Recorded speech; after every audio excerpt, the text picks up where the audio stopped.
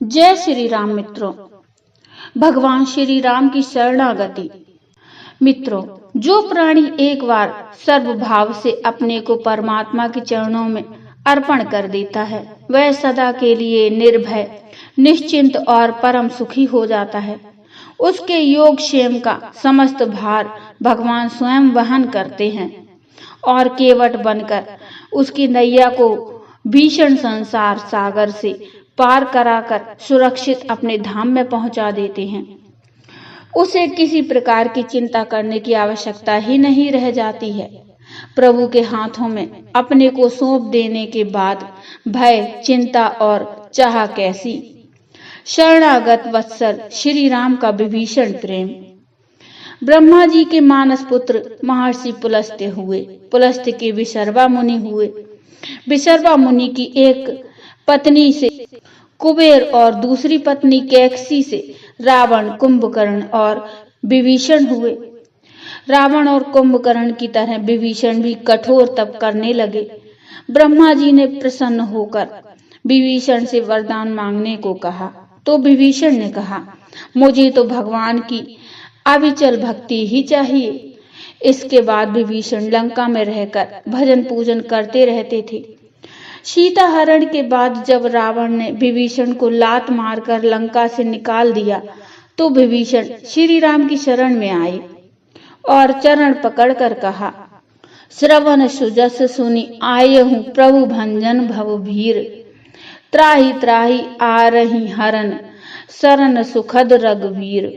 समुद्र तट पर राजधर्म और युद्ध धर्म की बात कहकर किसी ने भी विभीषण को शरण देने की सहमति नहीं दी, परंतु श्री राम ने शत्रु का भ्राता होने पर भी विभीषण को उठाकर हृदय से लगा लिया।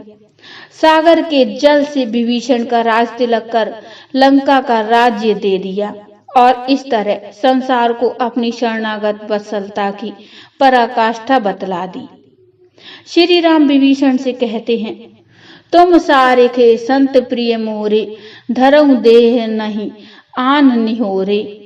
अर्थात विभीषण, तुम जैसे संत मुझे अतिशय प्रिय हैं और मैं उनके लिए देह धारण करता हूँ।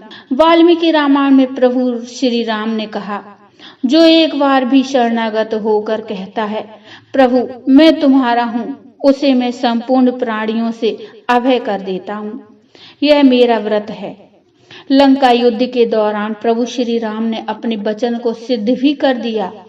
विभीषण के ऊपर आने वाले अमोघ शक्ति के प्रहार को अपनी छाती पर झेलकर उन्होंने शरण में आए विभीषण की रक्षा की थी। प्रभु श्री राम को विभीषण की चिंता और उनकी पुनः लंका यात्रा। लंका विजय के बहुत दिनों बाद एक बार भगवान श्री राम को विभीषण की याद आई। उन्होंने सोचा, मैं विभीषण को लंका का राज्य दे आया हूँ, वह धर्म पूर्वक शासन कर भी रहा है या नहीं, राज्य के मद में कहीं वह कोई अधर्म का आचरण तो नहीं कर रहा है। मैं स्वयं लंका जाकर उसे देखूंगा और उपदेश करूंगा, जिससे उसका राज्य अनंत काल तक स्थायी रहे। श्री राम लंका के लिए चलने लगे तो उनके साथ भरत जी भी चल दिए, क्योंकि उन्होंने लंका कभी देखी नहीं थी। दोनों भाई पुष्पक विमान पर सवार होकर किष्किंधापुरी पहुंचे। वहां से सुग्रीव भी उनके साथ लंका को चल दिए। श्री राम, भरत और सुग्रीव के लंका पहुंचने पर विभीषण ने साष्टांग प्रणाम करते हुए कहा, प्रभु आज मेरा जन्म सफल हो गया, क्योंकि आज मैं जगत के द्वारा वंदनीय आप दोनों के दर्शन कर रहा हूँ। आज मैं अपने आप को इंद्र से भी श्रेष्ठ समझ रहा हूँ। विभीषण ने अपना समूचा राज्य, सारा परिवार और स्वयं को प्रभु श्री राम के चरणों में अर्पित कर दिया। विभीषण ने अपनी प्रजा को श्री राम भरत का दर्शन कराने के लिए अपने राज दरबार के दरवाजे खुलवा दिए।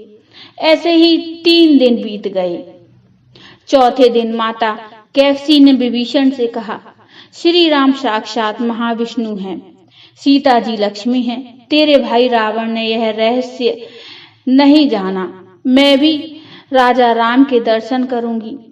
विभीषण ने माता कैकसी को नए वस्त्र पहनाकर हाथ में सोने के थाल में चंदन, मधु, अक्षत, दधि, दुर्वा का अद्र्य सजाकर पत्नी शर्मा के साथ श्री राम के दर्शन के लिए भेजा।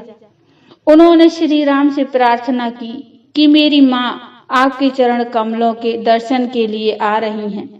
श्री राम ने कहा, तुम्हारी माँ तो मेरी माँ ही है, मैं ही उनके पास चलता हूँ। ऐसा कहकर श्री राम कैकसी के पास जाकर बोले, आप मेरी धर्म माता हैं, मैं आपको प्रणाम करता हूँ। बदले में कैकसी ने भी प्रभु को मातृभाव से आशीर्वाद दिया और शर्मा के साथ श्री राम की स्तुति की। लंका प्रवास में शर्मा सीता जी की प्रिय सखी थी।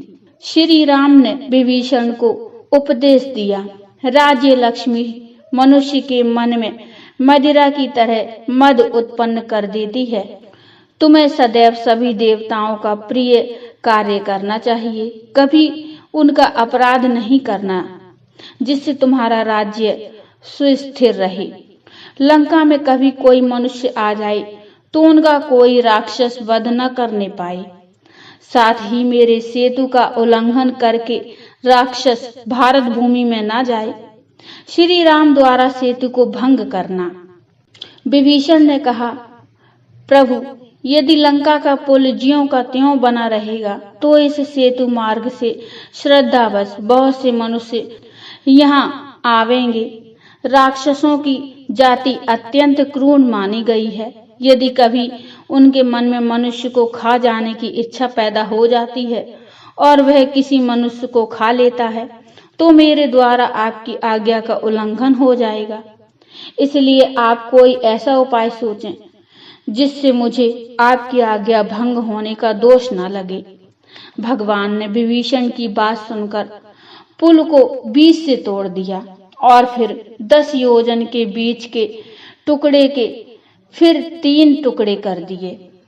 इसके बाद उनको छोटे छोटे टुकड़ों में तोड़ डाला, जिससे वह सेतु पूरी तरह भंग हो गया और भारत और लंका के बीच का मार्ग समाप्त हो गया।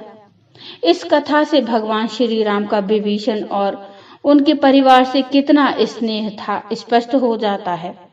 जानत प्रीति रीति रघुराई, नाते सब हाथे करी राखत, राम स्नेह सगाई। करुणा निधान भगवान श्री राम प्रीति की रीति को अच्छी तरह से जानते हैं। वे सब संबंधों को छोड़कर केवल प्रेम और भक्ति का ही संबंध मानते हैं। मित्रों, इस कथा से यह भी स्पष्ट है कि भगवान की शरणागति जिसने ली है वह निर्विघ्न और आनंद युक्त होकर संसार में निवास करता है। जैसे अगाध जल में मछली सुखपूर्वक रहती है। तो बोलो जय श्री राम। मित्रों, ये कथा आपको कैसी लगी मुझे कमेंट में बताइए। कमेंट में जय श्री राम अवश्य लिखिए। कथा अच्छी लगी हो तो लाइक करिए और चैनल को सब्सक्राइब कर लीजिए।